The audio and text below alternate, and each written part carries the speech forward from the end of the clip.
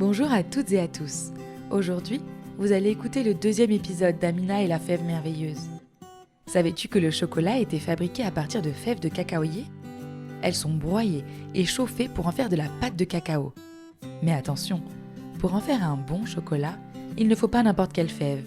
Pour sa recette unique, gourmande et fondante, Merveille du Monde utilise uniquement du cacao issu du commerce équitable, permettant de meilleures conditions de travail pour les producteurs de cacao, et des noisettes et amandes pilées avec une pointe de vanille naturelle. Mais chut, la recette est secrète. Allez, Amina t'attend pour aller explorer une plantation de cacao. Bonne écoute!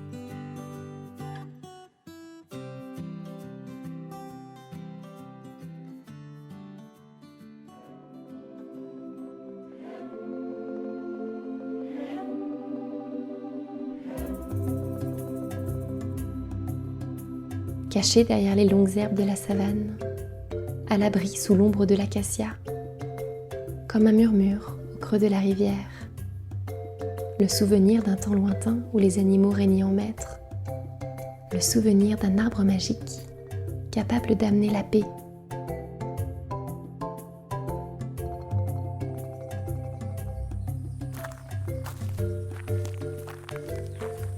L'aube éclabousse les montagnes de sa lumière orangée. Amina sort de chez elle, son petit sac sur le dos. Tout le village dort encore. Elle regarde en direction de la maison d'Elijah. Pas de mouvement, pas de bruit. Elle avait pourtant espéré qu'il l'accompagne dans sa recherche de l'arbre magique. Tant pis, j'irai seule, Souffle-t-elle en tournant le dos au village. Elle avance dans le soleil du matin et son ombre s'allonge sur la terre dorée. Elle observe la vie qui s'éveille tout autour d'elle dans la réserve. Quelques autruches balancent leurs longs coups sous un arbre. Un vieux rhinocéros finit sa nuit couché dans l'herbe. Il a l'air si tranquille et puissant, presque invincible. Pourtant, Amina sait qu'il fait partie des animaux les plus fragiles. Les braconniers ont tant chassé les siens qu'il n'en reste presque plus. Soudain, un léger bruit de course arrive aux oreilles d'Amina. Elle se retourne, le soleil l'éblouit. Elle croit deviner la silhouette d'un drôle d'animal avec une énorme tête qui accourt vers elle. Par réflexe, elle pose la main sur le petit poignard accroché à sa ceinture. « Amina !» Crie la silhouette d'une voix haletante. Amina plisse les yeux. Ce n'est pas un animal, c'est Elijah qui court de toutes ses forces, un gigantesque sac sur les épaules. Il s'arrête à côté d'elle, tout essoufflé.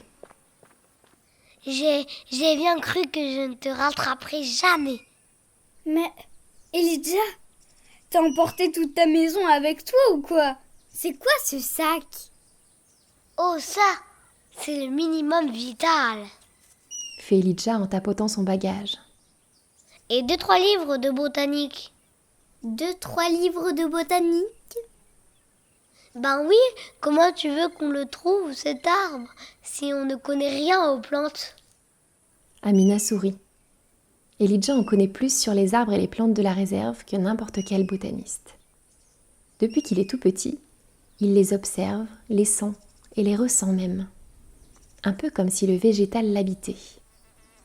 Mais il ne se fait pas encore assez confiance pour partir sans sa bibliothèque. Les deux enfants reprennent leur route. Hassan, leur grand-père, leur a dit que l'arbre magique ne poussait plus dans la réserve. Alors, sans réfléchir, ils se dirigent vers le nord. Le soleil est déjà haut quand Amina et Elijah s'arrêtent pour manger à l'ombre d'un acacia. Un troupeau de zèbres broute à quelques mètres. Amina observe leurs mâchoires qui broient les longues herbes de la savane, et c'est comme si elle pouvait sentir le goût acidulé des herbes elle aussi. Tout à coup, un léger bruit leur fait redresser la tête. Amina saute sur ses pieds. Un nuage de poussière se dessine au loin. Elijah attrape une paire de jumelles dans son sac. C'est une Jeep, elle est verte et beige. Amina laisse échapper un soupir de soulagement. Une Jeep verte et beige, ça ne peut être qu'une voiture de guide. Le père d'Elijah est guide, et Amina connaît bien tous les autres guides qui travaillent dans la réserve. Ils sont un peu les yeux et les oreilles de la nature et protègent aussi les animaux. Les guides font visiter la réserve à bord de leur voiture électrique en essayant de déranger le moins possible les espèces qui y vivent. Tu vois qui conduit? Demande Amina. Elijah secoue la tête. La voiture tressaute en essayant d'éviter les ornières du chemin et elle s'arrête juste devant eux. Une jeune femme aux cheveux tressés, coiffée d'une casquette verte, en sort.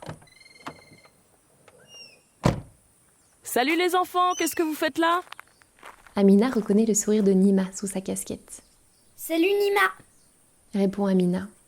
Elle hésite un petit instant à mentir à la guide. Elle regarde Elijah. Il hoche discrètement la tête. Elle décide de dire la vérité. Nima a grandi dans la réserve, comme eux. Elle comprendra. On veut rejoindre les bords de la réserve. Nima hausse les sourcils, l'air étonné. Amina précise. On cherche un arbre en fait. Aussitôt, le regard de Nima s'éclaire et un sourire étire ses lèvres. Ah, vous cherchez l'arbre magique. Cette fois, c'est au tour d'Amina et d'Elijah d'être surpris. C'est une vieille légende bien connue dans la réserve.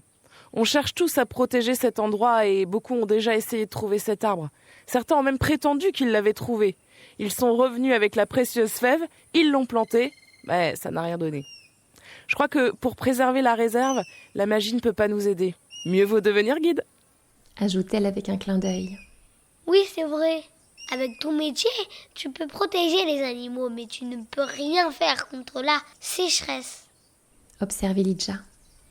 Nima acquiesce. Eh, vous avez l'air déterminé.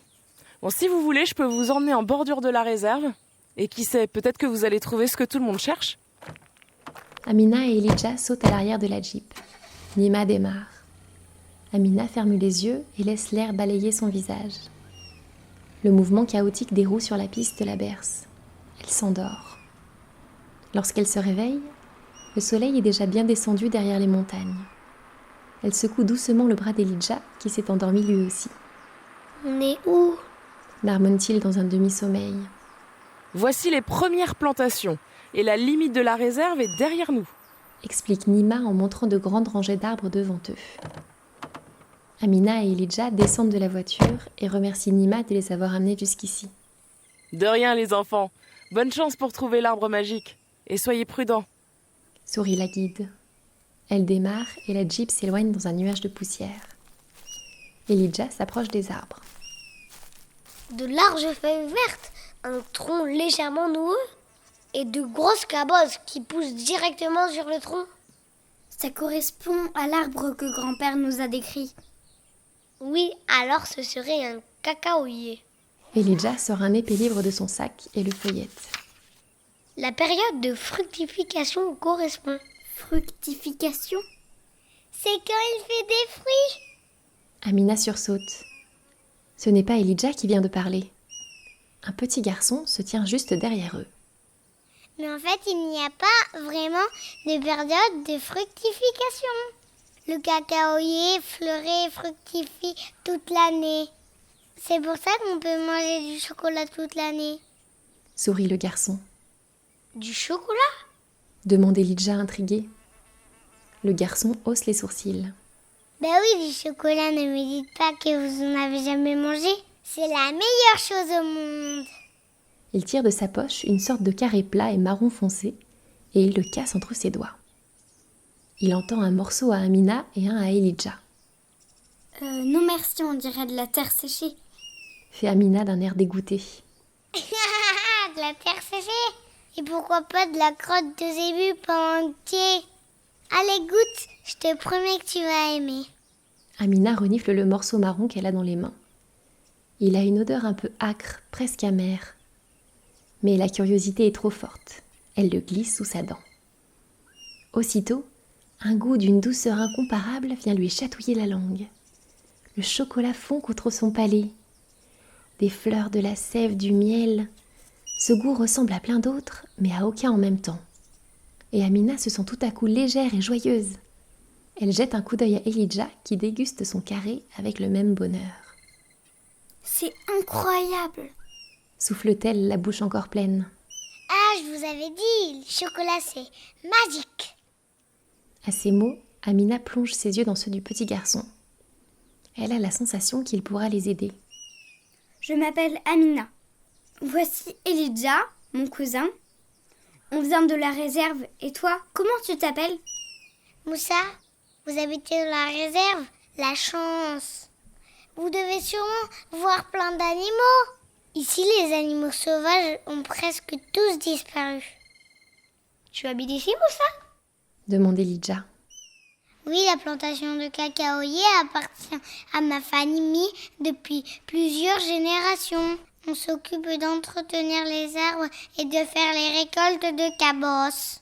Sitôt qu'elles sont cueillies, on doit les écabosser. Ça veut dire qu'on les ouvre et qu'on en extrait les fèves. Et après, on envoie ces fèves dans d'autres pays où les cacaoyers ne poussent pas. Tu fais tout ça, toi ? Non, ou seulement si j'en ai envie.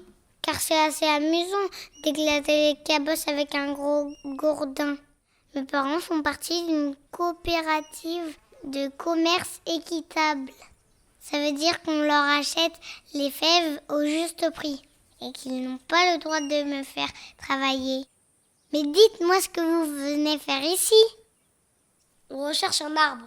Un arbre exactement comme celui-ci, ou celui-là, ou encore celui-là. Expliquait Elijah en avançant dans la plantation. En fait, le problème, c'est que ça pourrait être n'importe lequel d'entre eux. Et pourquoi est-il si différent cet arbre ? Amina se penche vers Moussa et chuchote. Il est magique. Notre grand-père nous a raconté qu'il y a des années, un arbre poussait dans la réserve et apportait protection aux animaux et au peuple. Il ressemble à tous les autres, mais il a des pouvoirs magiques. Il n'en existe qu'un seul parmi des milliers. La légende raconte que celui ou celle dont le cœur est assez grand le reconnaîtra, et l'arbre lui offrira sa fève merveilleuse. Moussa ouvre de grands yeux. Ça me rappelle un dicton de ma grande-tante. Elle me disait toujours que les cacaoyers pouvaient amener paix et harmonie aux âmes tourmentées. J'ai toujours pensé que c'était parce que manger du chocolat, ça réchauffe le cœur. Mais c'est peut-être plus que ça. Amina est plus déterminée que jamais. Il faut qu'on trouve cet arbre. Moussa pointe le soleil qui descend vers l'horizon. La nuit va bientôt recouvrir les montagnes. Venez, je vais vous montrer là où j'habite. Et vous pourrez rester manger et dormir si vous voulez. Amina et Elijah acceptent, contents de partager un repas avec leur nouvel ami. Tous les trois longent la plantation et rejoignent une petite maison au toit de chaume. Soudain, Amina se retourne. Elle a senti comme une présence, un souffle à peine perceptible dans l'air. Elle plisse les yeux. Elle croit voir l'ombre d'une crinière qui glisse entre les arbres.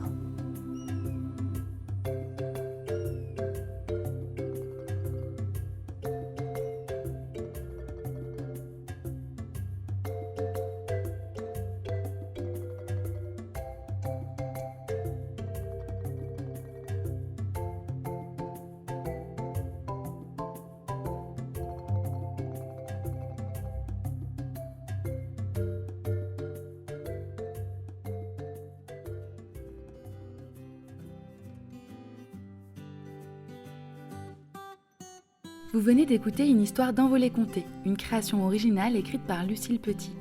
Pour nous soutenir, mettez-nous 5 étoiles sur Apple Podcast et retrouvez-nous sur Instagram à @envoléconté. À très vite!